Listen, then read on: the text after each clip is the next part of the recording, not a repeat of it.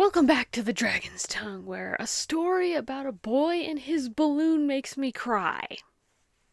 I'll explain. So, I am a fan of books. I like to read books. I wrote books. Okay, well, I wrote a book. It's not books, plural, just yet. Yet. I am working on another one. Anyway, so anytime I'm in a store, I gotta look at the books, see what books there are. And I happened across this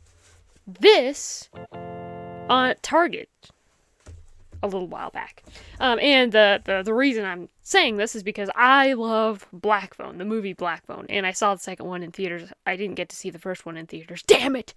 But I did see the first one in theaters. Really good.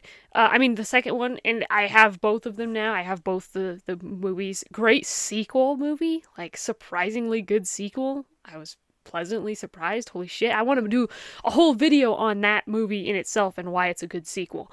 And what movies should be doing for sequels, because it's a really good sequel. But because of that movie's success, and they had a second novel, they republished Joe Hill's collection of short stories, which is what Black Phone was originally in. It was originally titled The Short Stories, was originally published as 20th Century Ghosts, which I do not have an original publication, which kind of makes me feel like a wannabe, because it's like, well, you don't even have the original copy. Yeah, so I have the new revised version, which is, of course, it's Black Phone, because Black Phone was the popular movie that was made after it. But because I got this and I've been reading a lot. It's all short stories. Black Phone was originally a short story, so it's all short stories. And these short stories, I have to tell you, are fucking bomb. They are fucking cracked. Joe Hill is a great writer. I just will say that. This is the first stuff I've ever actually read of his. I've read some of Stephen King's stuff, which, for those who don't know, Joe Hill is Stephen King's son, and he publishes under another name because he doesn't want people to know he's his son, and I don't blame him. Not that I just didn't spoil that entire thing for anybody who didn't know it. It doesn't matter, because it most people know. Most people who are in the book sphere, if you will, know. And this is the first of his stuff that I've actually read. I watched, of course, Black Phone, and I was like, oh, this was based off a short story? It's like, yeah, one of Joe Hill's short stories. And I'm like, that's cool. And yeah, it was just really good movie, and it made me want to read the rest of the story. So I said, why not pick up this book? And the short stories in this book are amazing, but one in particular is one that I really did like. There's two, actually, in particular that I really liked. And those two are Pop Art and the very last story, which is Voluntary Committal. Really good stories, both of them. Just out of the bunch. Like, even these are actually better than the original short story that was Black Phone to me. The movie is amazing, and that's a great adaptation for a short story even, but these other two stories in here are just really good. They're so odd, like, it's so odd. So I'm just gonna get right into it. And I'm gonna read the story and I'm gonna talk about it. So that's what the video is gonna be, okay? You don't like that? Shut the fuck up. Okay, so getting into the story, it starts off with them already being friends. So this is about a boy who, by the way, no name for the main character. So I'm just gonna call him MC, as I do for every story where the main character's name isn't said. I did this for Pen Pal all the time. I do this for Pen Pal all the time. Where Pen Pal, if you've ever read that story, it's a creepypasta. Awesome, but I also have the book because it's fucking a great story. Holy shit. But I just call him MC because in that story it actually makes sense, actually, that his name isn't said because, he's being stalked. It's crazy. It doesn't matter. So MC starts talking about his friend that he met in school, and this friend is a balloon person. That's the only thing I can use to describe what this is. And this is the thing about writing, is that you can make up literally anything. So in this universe, there are balloon people. That's just something you have to accept. Like, literally, the first line of the book was, "My best friend when I was 12 was inflatable." And he's completely a balloon. He's a roundish kid he's completely like jet white, and he is a balloon. He's like inflatable and everything, and he can float a little bit, and he can't talk. He only talks using a notepad with crayons because, as it says in the book, sharpening pencils is very dangerous. So it starts with him just kind of talking about his friend Art. His name is Arthur Roth is the name of this inflatable friend. He just calls him Art, which is why it's called Pop Art. You get it? He's a balloon. Pop Art. Anyway, it doesn't matter. But yeah, it talks about him just kind of explaining who Art really kind of was, especially to him. He talks about um he talks about all the things that they talked about as kids. They talked about death. They talked about a whole bunch of cool stuff. And his Art is Jewish. And so it just talks about a little bit about like when they were young. This kid MC is a bit of a badass. In kids' term, this is just that weird kid that you don't hang out with. And his mom left, and his dad is a dickhead.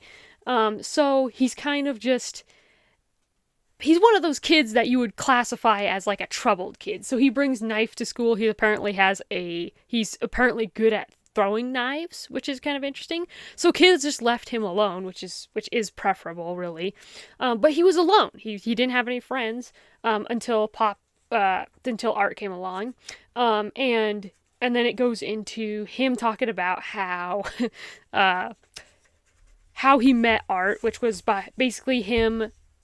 Art was being bullied, of course, by a bunch of kids, and they were throwing him in the air and trying to bat him because he's a balloon. I mean, duh. So he's trying to they bring him out to basically the swings, this play set where MC is hanging out doing crunches and probably a bunch of badass stuff because he's a badass. But yeah, and he's just like, what's going on over here? And Pop Art kind of I keep calling him Pop Art, but that's just the name of the story. Lucy.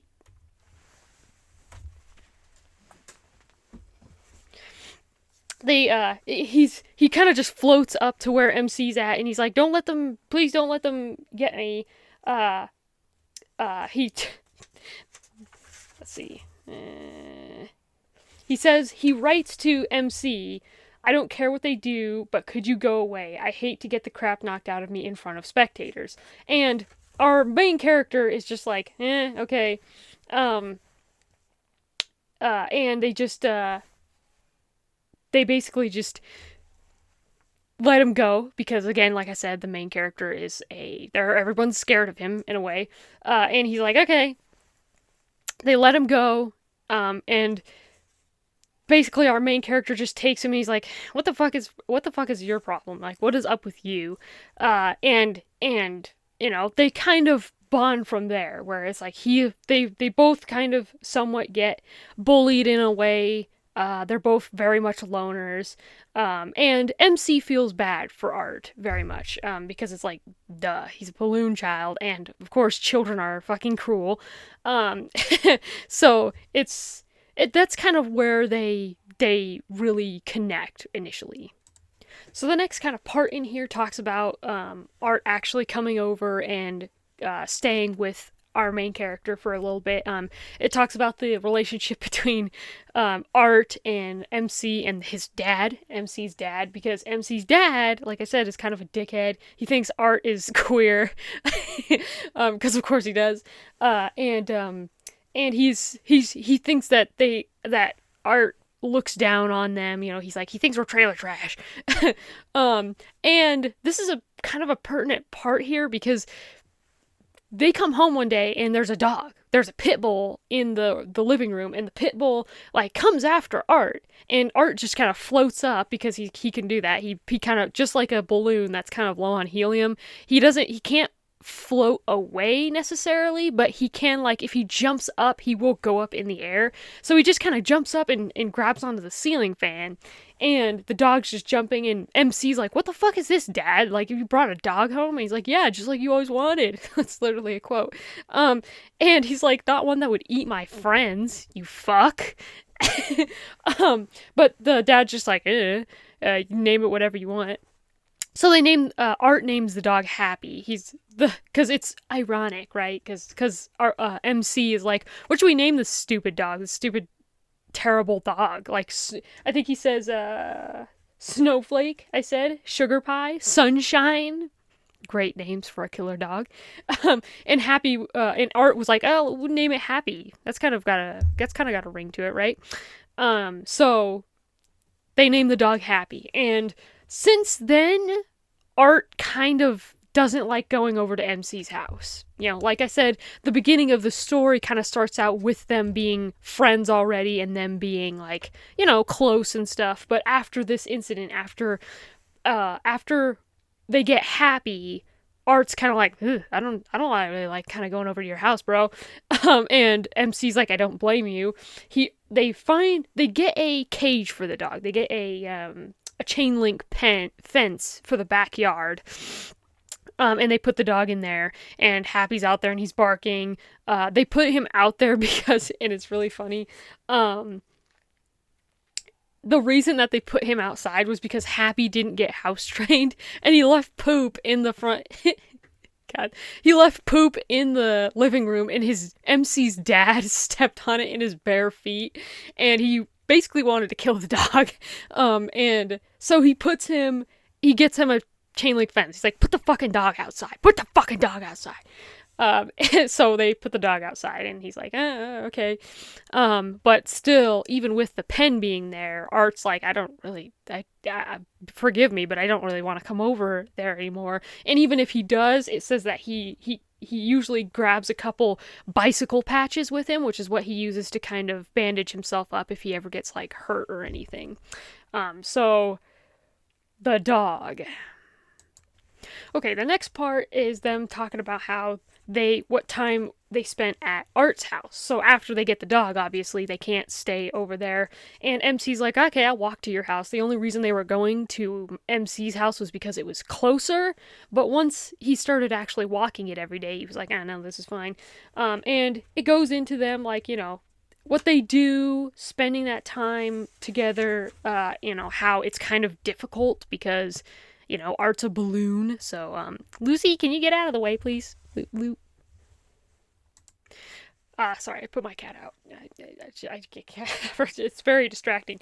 So, and this is kind of an important part where they're watching TV, and Art always talks about the space launch. He says he wants to be an astronaut, is kind of what he wants to be. And MC's like, well, you know, it's hard being an astronaut. Your muscles atrophy and your heart shrinks and all that kind of stuff. And Art's like, well, I don't have any muscles. I don't have any heart. So, checkmate. So it's like, oh, okay. And then they're talking, this whole kind of chapter is, it's short story, so there's just kind of breaks in it, so I just call it parts. But this part is just kind of them joking back and forth, you know, being boys and stuff like that. I do like, however, and this is actually kind of a bit of a common theme in a couple of Joe Hill stories, just in this book alone, but I do find it very hilarious because MC is in love with Art's mom, which is just hilarious. Like, I feel like that's such a typical boy thing, too. Girl thing, too. As a girl that was, like, constantly in love with, like, older men, I can relate to this. Although the only friend I ever had, her dad was kind of he was a very overweight racist. So I didn't really have any eye candy when I was growing up like that, so I guess I can't kind of relate, but it's just really funny to me when you have that dynamic. And it's funny because of course, the way, especially young boys, they like to flirt is basically by just making fun of them.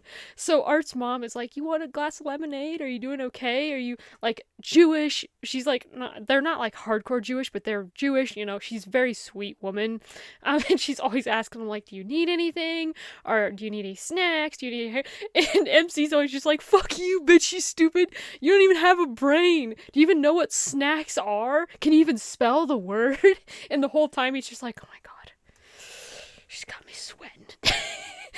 Like, and he doesn't even tell this to Art either. He's just like, this is just inner monologue of him being like, "I am in love with your mom."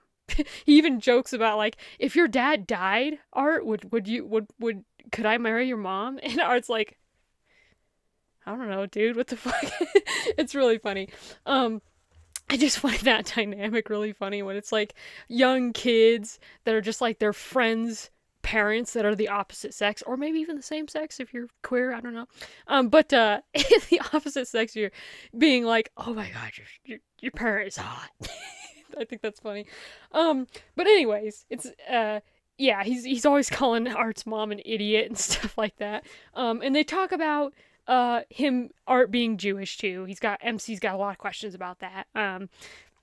Especially because his mom is Jewish, their whole family's kind of Jewish, and like Art's mom is always saying like talking about spirit and like, how creativity, how MC's dad is kind of killing his soul by not allowing him to express himself and stuff like that. And MC's just like, uh-huh, uh-huh.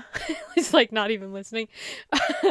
um but yeah, and so that gives him a lot of questions about their religion and stuff like that. And they're talking about circumcision and stuff, and how Art is like, "No, actually I didn't need to be circumcised because technically it needs to be skin, and it's not skin." So loophole.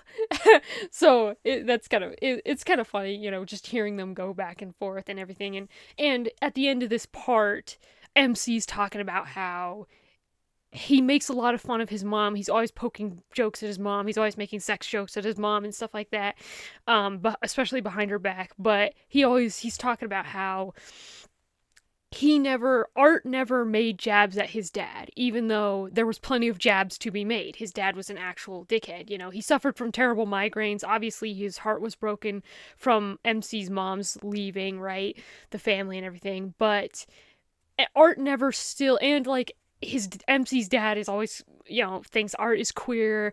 He's always poking jabs at Art and everything. And his dad is just kind of an asshole.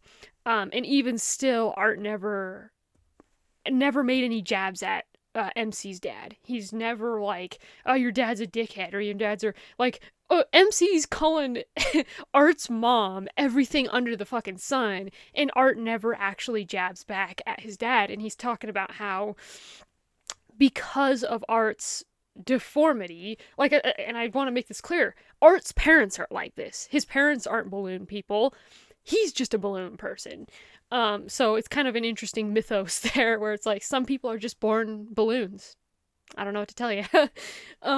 So he's saying how like if your friend is deformed, they're just happy to be your friend. And Art makes fun of MC. They joust back and forth. Like, MC makes a joke about how like his Art's mom, could examine his dick, that kind of thing.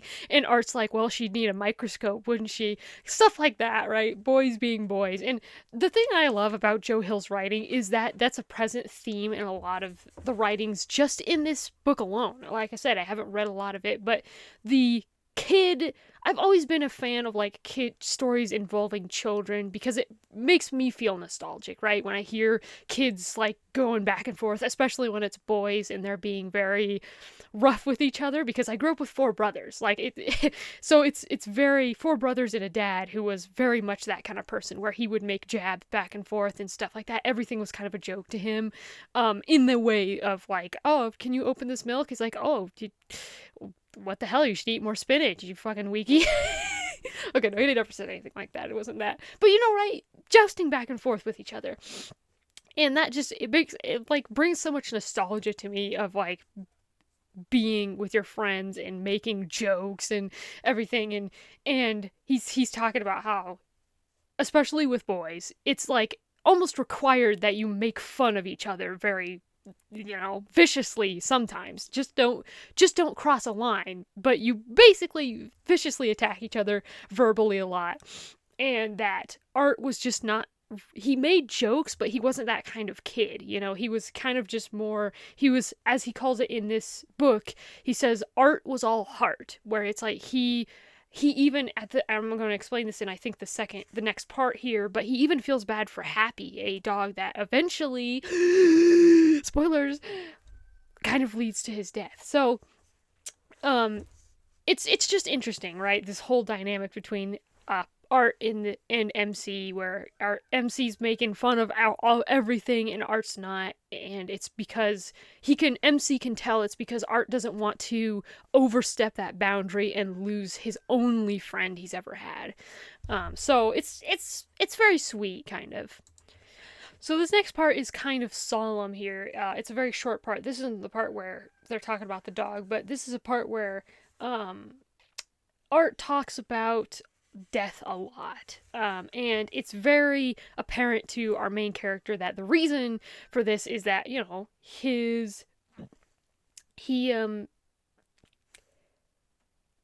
life is very fleeting for this kid. Like anything, he can't go near sharp objects. Like if there's a dog that chases him, like what's he gonna do? Run up a tree? Well, the tree has spiky branches. Like it could pop him at any moment. Art could die.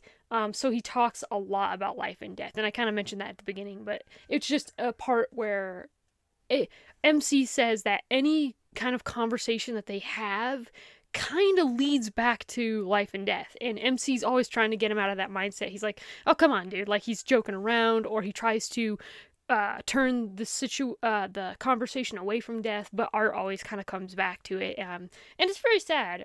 He's talking about being an astronaut and being like, I want to colonize Mars, that'd be interesting, and MC's like, no, you would die, you would suffocate and die, and there'd be too much red, you'd get sick of seeing red every fucking day, and Art's just like, well, we're all gonna die anyway, what's the point?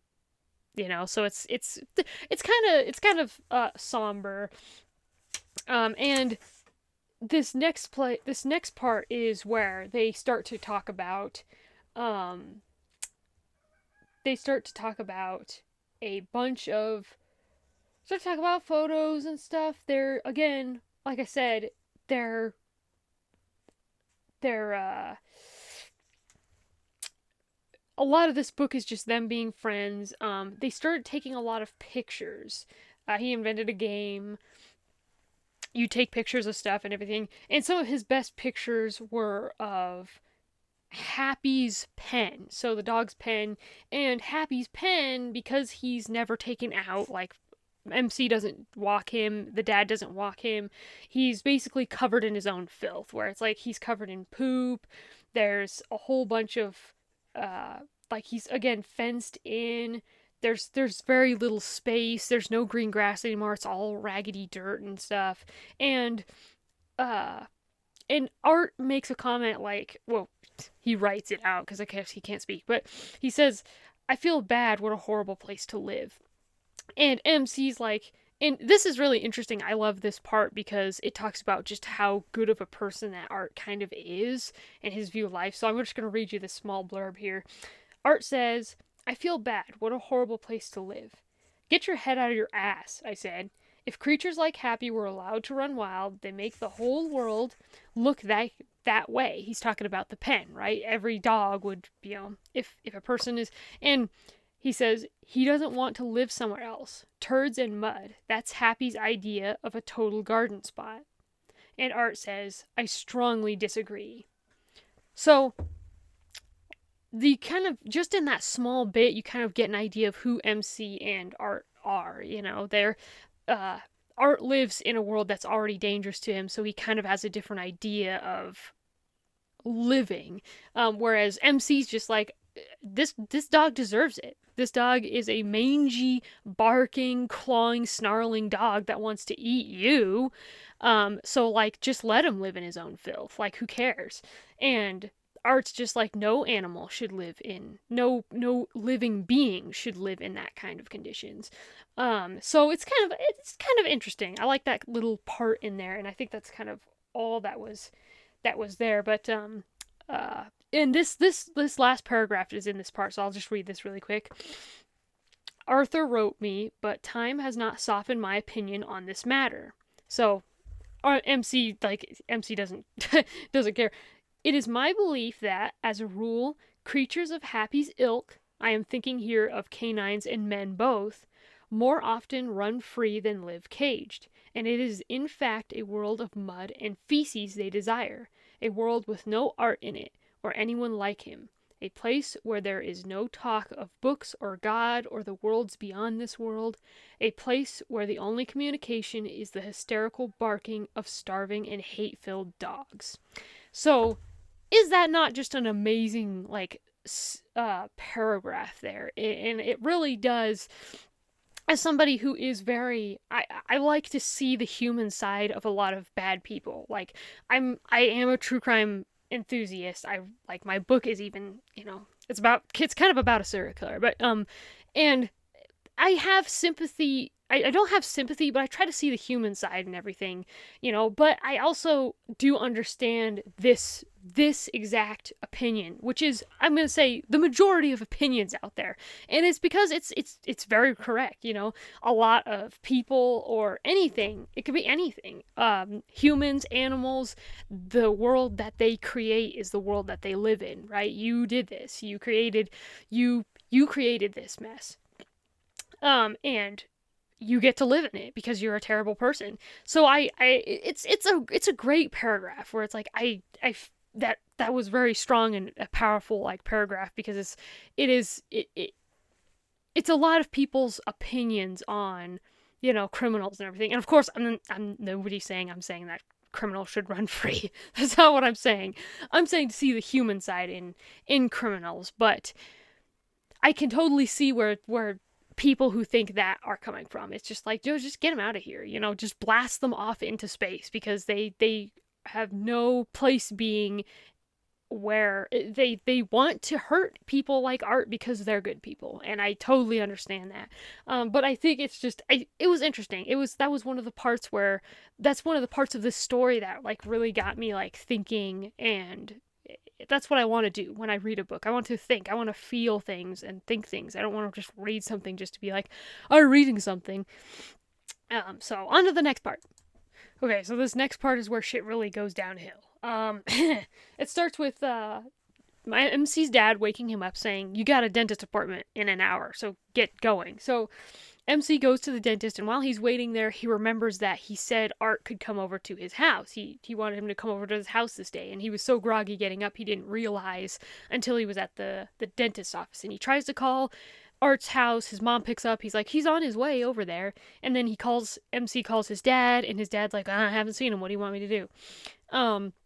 So MC's there getting his teeth done the whole time, and he's just, like, nervous because he's like, he knows Art's going over there by himself. Like, Happy is there. He's just, the nervousness of your friend going over to the house, and there's a crazy dog there. He's supposed to be penned up. Supposed to be. Da-da-da.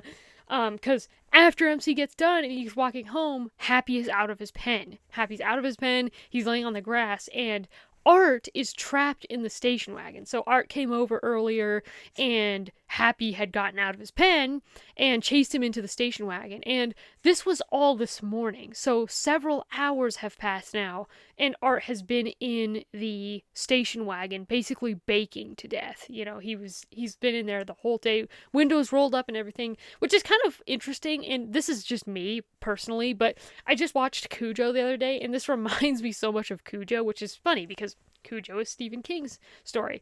So I kind of like that it's like, Art staying in the station wagon, and every time he tries to open the door, the dog comes after him and everything, kind of just like in Cujo, which is interesting, and kind of cool.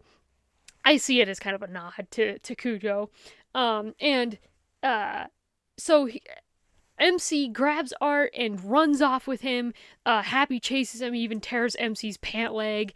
And he gets to safety. He gets Art to safety. But the problem is that art is never the same after this. So the something about the heat in the car and everything just did something to him. It like he's made of plastic, so you have to think like inside a baking car, like it kind of melted his plastic, because it talks about how his skin never like blew up to like just shiny perfection again. He was always sagging. His mother tries to inflate him because that's what they do whenever he's like low on helium or whatever they pump him with. um and she always pumps him back up, right? And every time now, like he can't, it starts to say this in the next part, but it talks about how many times he deflates a day, and he's just very out of it now. Like he's not the same person he once was, and this pisses MC off. MC is having a hard time with this. And he makes sure he knows it. Like his dad is the one he very much blames. And he burns he puts Happy's he leaves Happy's pen open. He punches holes in the tires of the station wagon, even leaving his knife in there so his dad knows that it was him. His dad calls the cops on him, but he doesn't get arrested because he's just a child. So his dad burns all the books that Art gave him, and MC's like, I don't give a shit. They were on your library card, sucker. um, and so he spends a lot of time sleeping over at Art's too, and Art's just like, don't worry, it's cool, like no one's to blame here. And he's like, don't be angry, is what he says. And MC is just, he can't get over it. He is depressed over this. It's a hard time because his friend is fucked up. So next part. So this is the part where Art basically goes off to die. It's so sad, I know. Um, but Art leaves MC a note to meet him at the beach, and he meets him at the beach, and he's just basically saying he can't take this anymore. He can't take this. So he says, do you know people have made it to outer space without rockets? Chuck Yeager flew a high performance jet so high it started to tumble. It tumbled upwards, not downwards. He ran it so high gravity lost hold of him. His jet was tumbling out of the stratosphere. All the color melted out of the sky. It was like the blue sky was paper and a hole was burning out of the middle of it, and behind it, everything was black. Everything was full of stars. Imagine falling up. I looked at his note, then back to his face. He was writing again. His second message was simpler. I've had it. Seriously, I'm all done. I deflate 15 to 16 times a day. I need someone to pump me up practically every hour. I feel sick all the time and I hate it. This is no kind of life. Oh no, I said. My vision blurred. Tears welled up and spilled over my eyes. Things will get better. No, I don't think so. It isn't about whether I die. It's about figuring out where. And I've decided. So Art basically takes a bunch of balloons. MC tries to convince him, tries to pull him out of it. He's trying to like, no, it's okay. We'll get through this. We'll push through this. It'll be okay. And Art's just not having it. And at some point, MC he says that he just has to. Is it not kinder to actually put somebody out of their misery, and help them on the way? Because he's miserable. He's saggy balloon, like he says in that. He deflates 15 to 16 times a day. That's just terrible. And so what he does is he ties a bunch of balloons to his wrist, and basically he just floats up into the sky. And MC watches him go basically through all the night until he can see the stars, and hopes that Art made it somewhere where he can die in peace, I guess. So that's kind of the end of where Art is at there. He just floats off into the abyss, and that's the end of his story. So this last part is the end of the story, and although it is sad, it still does have somewhat of a happy ending. So I love this first line into this part too. It says, I developed emotional problems. Which is like, yeah, you don't fucking say, dude. So he basically is a wreck. He cries at school, and because he cries at school, everybody doesn't fear him anymore. He's not the badass anymore, and people start beating him up again. The bullies that bullied Art are the same ones that bullied him, and they basically just destroy him. He doesn't have his switchblade knives anymore because his dad confiscated them. Um and it's just shit is bad. Like he avoided the Roths, Art's parents and stuff like that. They he didn't he wanted to see Art's mom, but he couldn't face her. He just couldn't do it, especially knowing that, again, he's got that guilt of being like, I still let him go. I let him float off instead of calling his mom or calling police or somebody to come and help him. He just let him float off into the abyss. So he's kind of guilty about that. And this is just horrifying. So obviously, Art didn't make it to space. They found his deflated body along the beach eventually, and after that, Art's family moved away. They put a for sale sign came up. They moved away, and Mrs. Roth, Art's mom, continued to write to her, but he never responded. MC never wanted to respond. She I don't know how long. He just says she sometimes wrote him letters, so I don't even know how long that went on. But then he went to high school. He did track.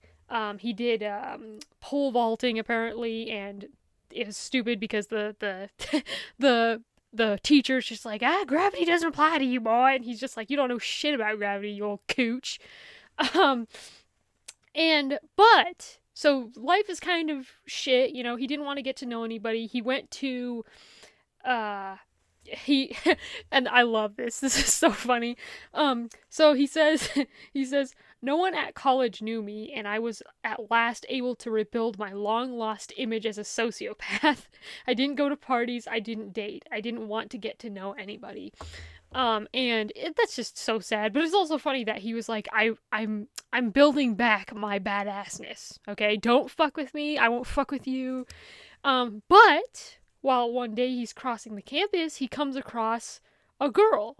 And this girl is like, you know, she's his age, and she's, you know, so I'd say mid to late teens or something. And she's an inflatable person. She's an inflatable person like Art was. And there's another kid there, and he wolf whistles at her, so it's really funny because he wolf whistles at her, so MC trips him and his books went everywhere. And the guy says, "Are you some kind of psycho?" he screeched. "Yes," I said, "exactly." I just love that interaction because it's just like, yeah, motherfucker, I am a psycho. Get the fuck out of here, boy.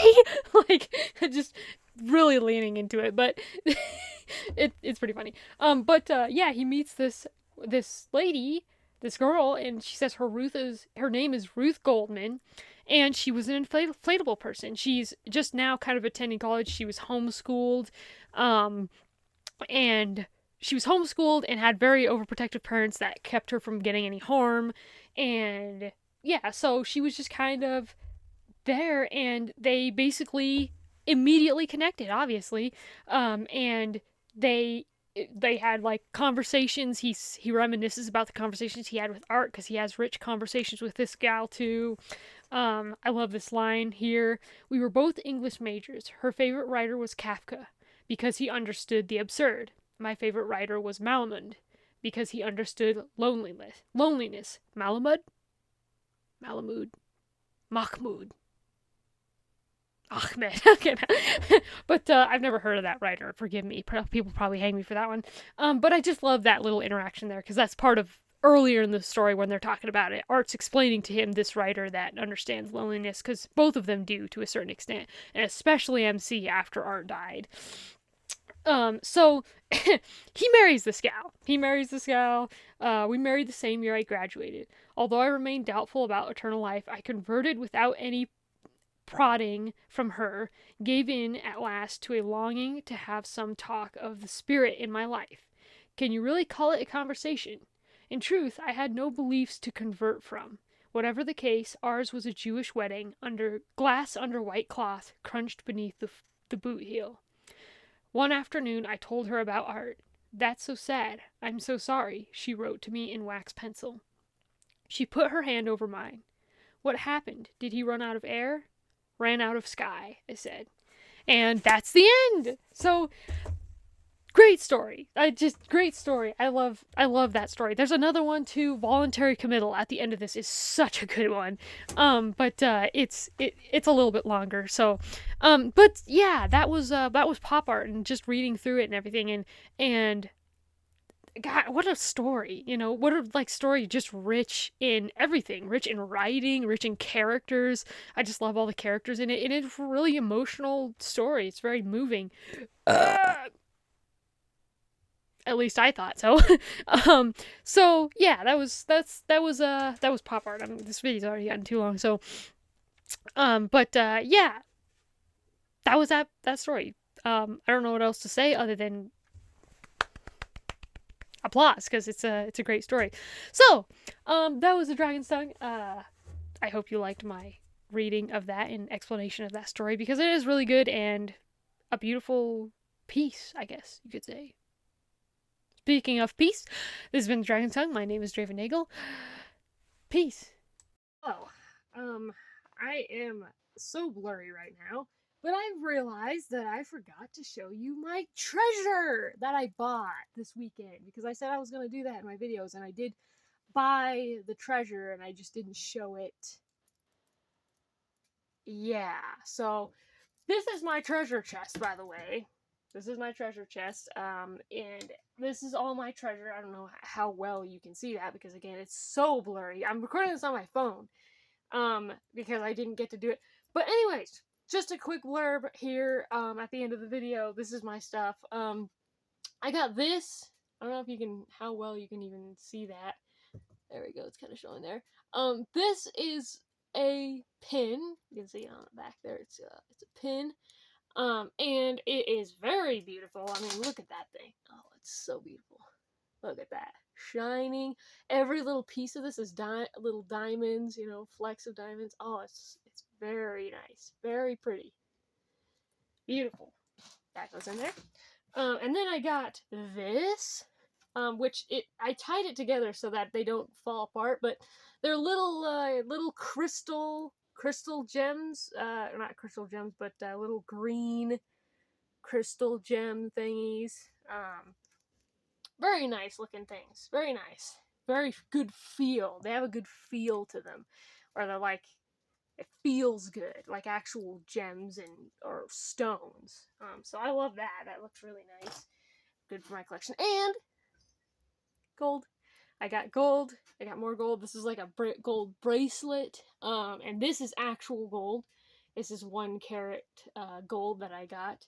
I got all this from Hobby Lobby. I try and go somewhere else every year, every weekend, and get something different. But I mean, it's hard to beat Hobby Lobby. They have a giant fucking latrine, I would say, of fucking shit that is for obviously hobby making, and jewel making or beads or whatever. And they have a whole section that is actual gold plated shit. This is where I got my other gold chain too. But really nice, really nice. God, I love the feel of this. It's so nice. Like, I paid $8 for this little piece of shit, but it's worth it. Because it is real gold. So this actually goes in this box here, which I don't know if you can even see that. I can't. But this goes in a separate box because everything that I have that is actual gold goes in here. Just so that I know that it's actual gold. Everything I have in here, which is not a lot, but everything in here is real gold. This entire son of a bitch right here, actual gold. Plated gold, obviously. It's not full gold. Dumbass. But then I also got a gold nugget on a chain that I got from my grandma. That goes in there too. So that's where all my actual gold goes. I hope that this gets huge.